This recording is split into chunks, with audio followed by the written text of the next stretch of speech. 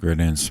Father Mark signing on, continuing the course on the Fathers of the Church, the patristic period, moving into the reign of Pope number 28, Saint Gaius, G-A-I-U-S. On some lists it's also spelled with a C, C-A-I-U-S. Reigned from December 17th, 283, through April 22nd, 296. He was the uncle of Saint Susanna, who was martyred after a pagan she refused to marry reported her to the authorities as a Christian. Pope Gaius is also considered a martyr, although little is known of his activities personally, but it is known that chronologically, during his reign, the world changed. The anarchy of the 3rd century in the Roman Empire was ended by Diocletian, D-I-O-C-L-E-T-I-A-N.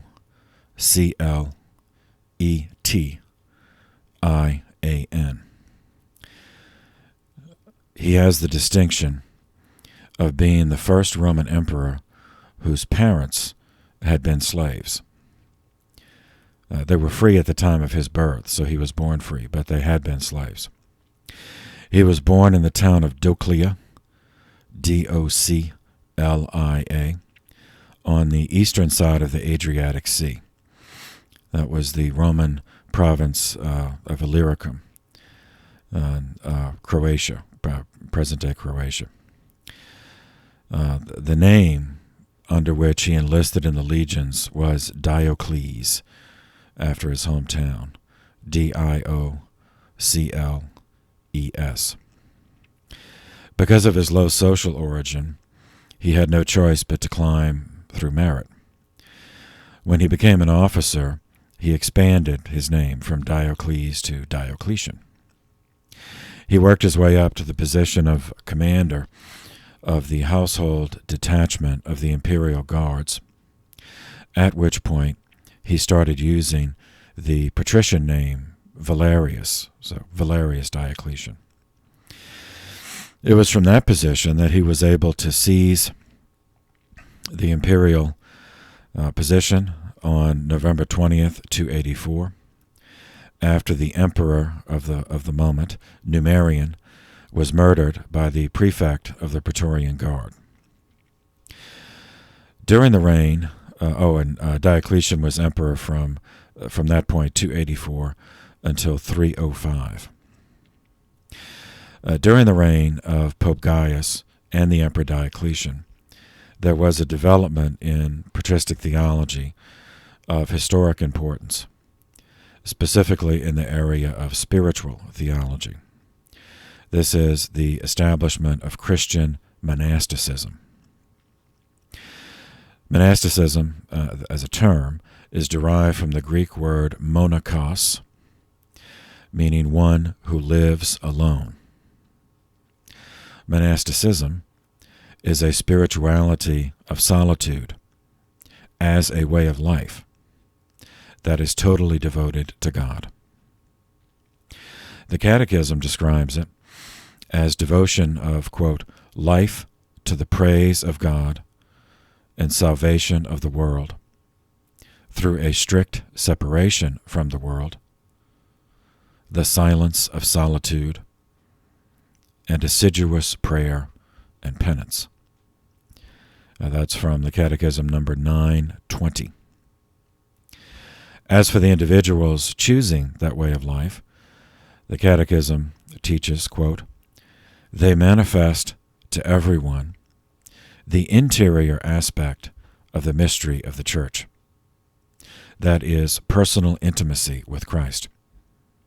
Here is a particular call to find in the desert, in the thick of spiritual battle, the glory of the crucified one. And that's from the Catechism number 921. In the West, monasticism is automatically identified with St. Benedict of Nursia, who lived from 480 to 547. And and that is merited, as he is the father of the form monasticism took in the West, which was the most successful. And he developed his regula, his rule, in the West. So I'm saying it's understandable and merited that he is associated with that in the West. But he developed his rule, he wrote his rule in the West 2 centuries after Christian monasticism first developed in the East, specifically in Egypt, nearly 3 decades before legalization. The Greek word for desert is eremos, E-R-E-M-O-S. So, in antiquity, the search for spiritual solitude by living in the desert was called the eremitical way, and those living it were called hermits. Hermits, eremos, eremitical. So.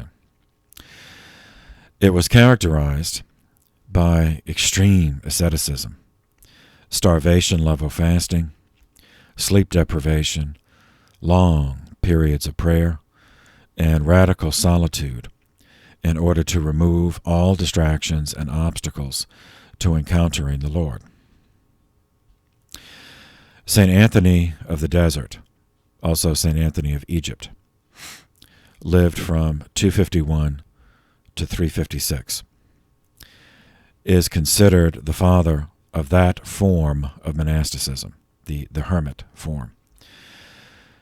Now, he was not the first person to follow the example of Jesus by going into the desert to pray, but his choice to make this a way of life was recorded in a famous biography written in Greek by St. Athanasius, the first doctor of the Church, and translated into Latin by Evagrius of Antioch, a later father of the Church. And through that biography, this form of spirituality became known, and so that's how it got associated with him. St. Anthony was born in northern Egypt, in the delta of the Nile River, on its western side.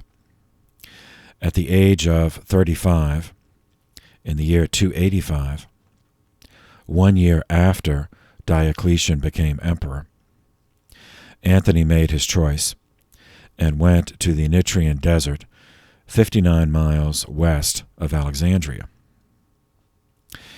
Later in life, St. Athanasius, who was a later bishop of Alexandria, personally met St. Anthony and spent time in the desert himself among those monks. He knew from personal witness that the movement was guided by the Holy Spirit, and therefore one that the rest of the church should know.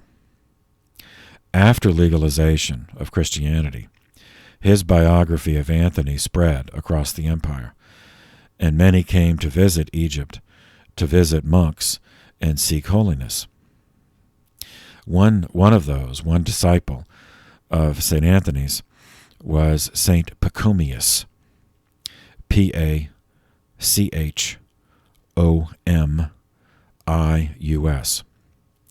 He developed the second type of Christian monasticism in the year 320 AD, so that's after legalization. So we'll get to that in due course.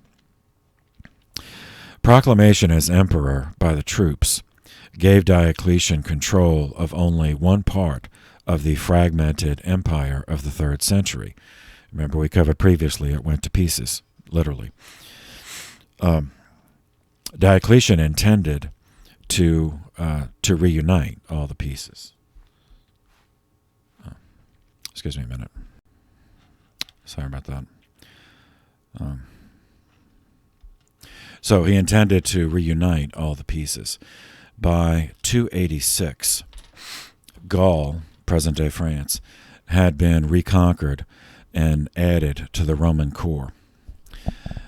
As a reward to the thug who helped him accomplish this, Diocletian administratively divided the empire with him. So I know what you're thinking. They're doing it again. And this, of course, is not going to work long term, but the plan here was distinct from previous attempts where we see an emperor leave the empire to two sons.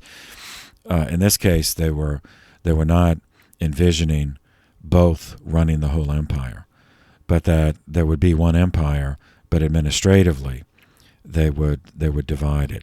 So each would be functionally ruling half of the empire, but consulting together so that notionally it would be reunited. So this guy's name was Maximian, Maximin.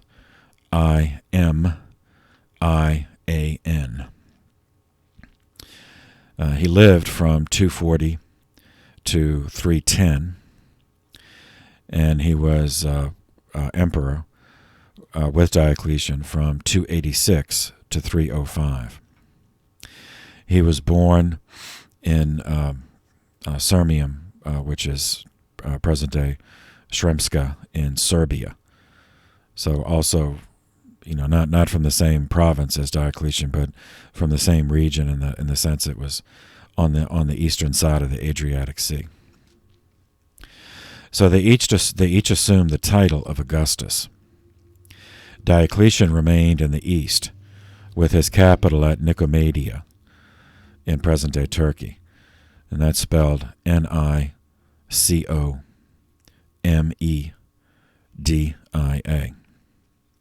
Maximian took the west and placed his capital not at Rome, but at Mediolanum, which is present-day Milan in northern Italy. So the Latin version is spelled Mediolanum.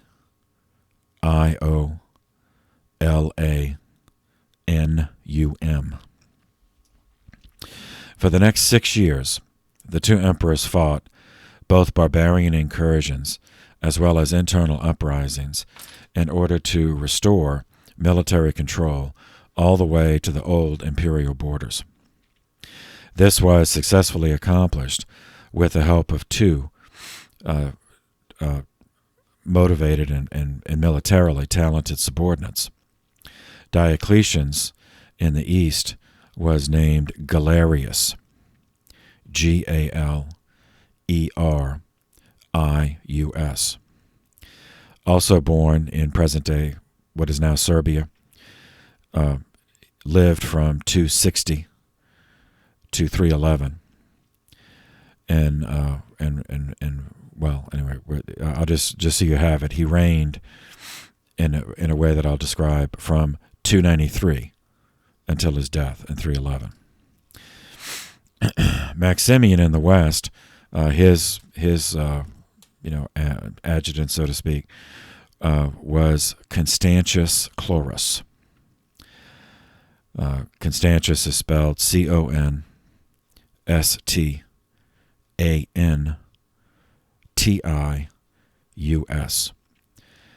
and because, as you'll see, that this is going to turn out to be a common name, so the Chlorus is to help distinguish. So that's spelled Chlorus. Also born in what is now Serbia, lived from 250 to 306, and he also would be emperor in a way to be described shortly, from 293 until his death. So Galerius was born in Serbia, present-day Serbia, into a family of shepherds. Constantius was born in the same region to a family of career soldiers.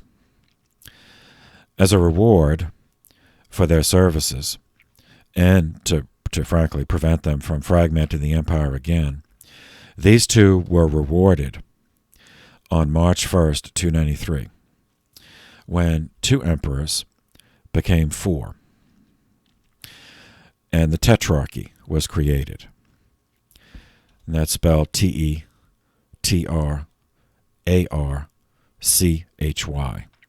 Tetra is four, so it's the rule of four.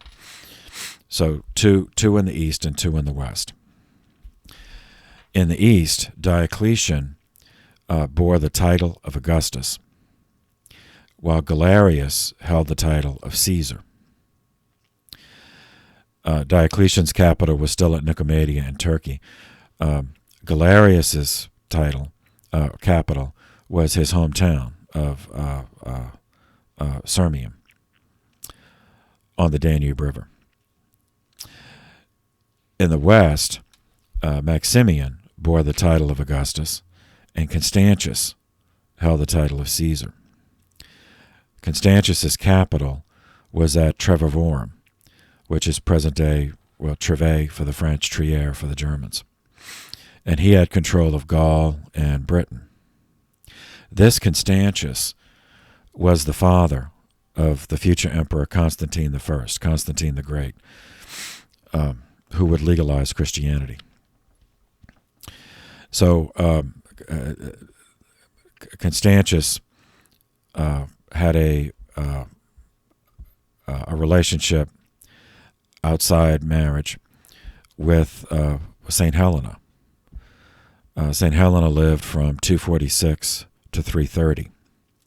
She was a native of Drepanum in Bithynia on the southern coast of the Black Sea. And she was the mother of Constantine the Great. So the Tetrarchy, the rule of four, represented a new beginning, a reset of the empire. So the Principate, essentially came to an end with the anarchy of the 3rd century. So Diocletian remade it as something else, put the pieces back together, but it was never the same. And this reimagined, this reshaped empire characterized the rest of the patristic period, and in many ways influenced medieval history, the medieval period. One strategy Diocletian implemented to reduce the possibility of revolts from the provinces was to crush them with bureaucracy, thereby creating an entire strata of the population who were government employees and who they, along with their families, had a vested interest in supporting the Tetrarchy because that was their source of income. Diocletian, to this end, Diocletian doubled the number of provinces in the empire from 48 to 96. He gave each of them 2 governors, one military, the other civilian, deliberately intending that the rivalry between those two would dissipate their energy and time maneuvering against each other, so that neither one would ever get strong enough to take over the province and secede from the empire, which is how the anarchy of the 3rd century began. Diocletian also created an entirely new administrative unit, which he named after himself, the diocese. Diocletian diocese, D-I-O-C-E-S-E. There were 12 of them. The 96 provinces were grouped into one of those 12. So each of the 96 provinces had a military and civilian governor, and they each had their own bureaucracies. The 12 dioceses also each had a military governor and a civilian governor, and each had 2 bureaucracies. Now we saw the empire, the Principate, as created by Augustus in 227 BC, was characterized by Augustus and his successors externally maintaining the fiction that Rome was still a republic, and securing their personal power with 2 titles. Princeps, a civilian title meaning first citizen, and an imperator, which means the senior, the commander of the armed forces. So the military is held together. But otherwise, the machinery of the republic continued. Still had a senate. They had elected magistrates. They still passed laws. Of course, they couldn't do anything the emperor, against the emperor, unless there was a revolt. But externally, if you just ask the average Roman what form of government he lived under, he would say a republic. But the Augustus and the emperors who followed him up to Diocletian, except for those who were insane, like Caligula and some of the others. But apart from those, the emperor would be addressed as Princeps, Augustus, Caesar, or Imperator, depending on the circumstances. So, like in the Senate, he would be the Princeps Senatus, the first senator. But in the field, if he was leading a battle, then he'd be the Imperator. He wore his civilian dress was a purple toga. His military dress would be armor with a purple cape. This form, the Principate, ended with the assassination of Alexander Severus in 235 A.D. That began the anarchy, the dissolution, the fragmentation of the empire. So Diocletian, with the Tetrarchy, changed the style of government, changed the external presentation of the government so completely that retrospectively, Roman historians call it, instead of the Principate, call it the Dominate. And that's not just a ridicule. That it's based in because Diocletian insisted that he be addressed not as Princeps or Imperator, but he be addressed as Dominus, Lord. Significant. I mean, he continued using all those other titles, Augustus and all that, in writing, but in actual address, those having an audience with him had to address him as Dominus, and that's significant because previously that mode of address was only used by a slave addressing his master. A male master would be Dominus, a female master would be Domina. So he's, in a sense, it's a more honest way than the Principate, which was pretending that it was a republic. But this is more honest because that's what it is. It's a dictatorship. So you were, in other words, he's saying, you were all my slaves. I own all of you. So you address me as a slave addresses his or her owner. He still wore armor when on in the field, but his civilian dress was different. He instead of the toga, he wore elaborately jeweled robes with jeweled crowns and jeweled shoes. He insulated himself with elaborate court ceremonials and required those coming into his presence to prostrate on the floor or kiss his feet, after the manner of Eastern rulers. He filled his palaces with eunuchs and sycophants, which was eunuchs. Well, it existed in the empire, especially in the eastern part, but not as much in the west. Certainly not during the Republic. That was eunuchs. That was something that they were either slaves that were purchased on the slave market who were from the east and had already been made eunuchs when they were children, or it could be a punishment, for some form of torture. But it was not the custom in the West prior to this to have eunuchs in the administration of the government, whereas in the East, that was deliberate. It was intentional to place them because then they would, the theory being that would remove the, one whole category of motivation for betrayal of an emperor, is that, if a person would have ambitions for his family, whereas a eunuch could not have such ambitions. A eunuch would not be emperor, and a eunuch obviously would not have an heir. It's noteworthy that all the members of the Tetrarchy, the first Tetrarchy, were of Eastern birth, in either Serbia, present-day Serbia, or Croatia. All of them knew Latin because they had all served in the legions, but their first language, their preferred language, was Greek, and their cultural background was Greek. So that was like their formation, the way they looked at the world was Eastern. So the Latin and the Western view, that's something that they learned later as a second, as a career thing. But the way they thought, was the Eastern way. And as such, they regarded the Latin heritage of the Western part of the empire as inferior, culturally inferior. All right, so Pope Gaius is considered a martyr, but the circumstances have not been recorded. So that's it for his reign, what happened in his reign. So we move next into Pope 29, St. Marcellinus. So we will stop here, and the next video will be on that. So for now, thank you for your attention. This session is adjourned.